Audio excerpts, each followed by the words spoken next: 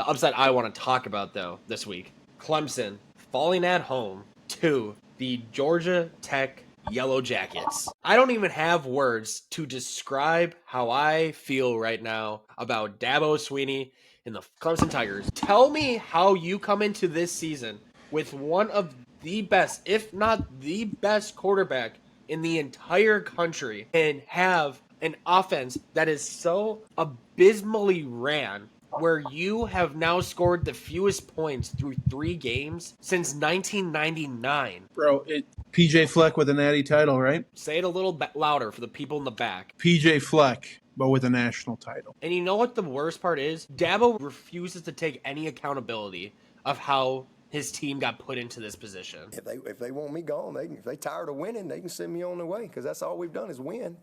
So if they tired of winning, we've won this league 8 out of the last 10 years. I don't disagree. I don't disagree. Like I previously said, I don't think he's a bad football coach. No, wait, going back to what you said previously and how he was getting into the transfer portal more and whatnot, if I remember correctly, they only had 4 transfers. Which was exponentially more than they had this season before. They had 9 outgoing and 4 incoming. My God, I keep going further and further back, and I'm getting more and more upset.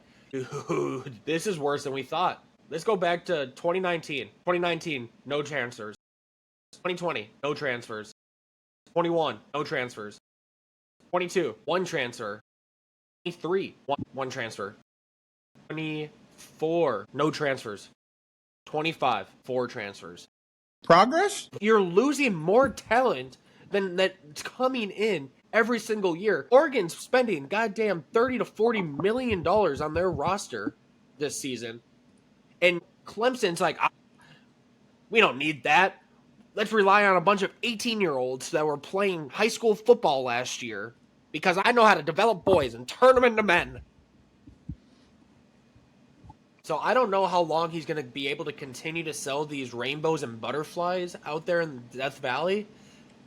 But for the amount of money he is getting paid, they should always be considered a favorite in the ACC. They might finish middle of the pack this season. And if you're a Clemson fan, that should make you wildly uncomfortable. Should make your ass itch a little bit. If you're winning 8 and 9 games at Clemson, that should irritate you. I would agree with that. I would agree with that statement. There are expectations that are not being met.